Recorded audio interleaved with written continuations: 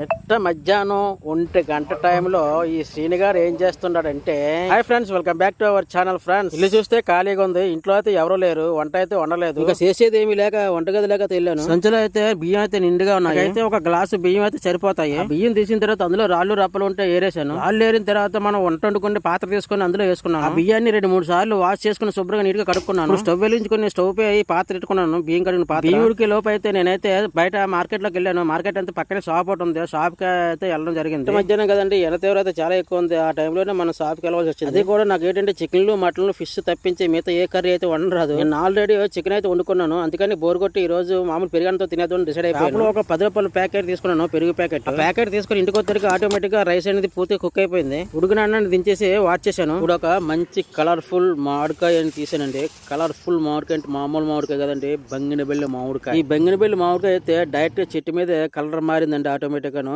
చిన్న తర్వాత ఒక రోజు అయితే మేము కోవ వేసాము. డైరెక్ట్ గా చెట్టు ముగ్గురు మామిడికాయలు తినాలంటే అదృష్టం ఉండాలండి. నాకు ఈ అదృష్టం అయితే గొట్టగా తనకొచ్చిందండి. అంటే ఎన్నో మామిడికాయలు, ఒక 100 మామిడికాయల దాకా చెట్ని అయితే తించానండి. లేట్ చేయకుండా పెరిగానంలోకి మామిడికాయ ముక్కలు కోసుకొని తిన్నానబ్బా. అబ్బా, ఒక పక్క పెరిగాను, ఒక పక్క మామిడికాయ ముక్కలు తింటుంటే స్వర్గం కనిపించిందండి. మరి మీకెలా కనిపించింది కింద కామెంట్ సెక్షన్ కామెంట్ చేయండి.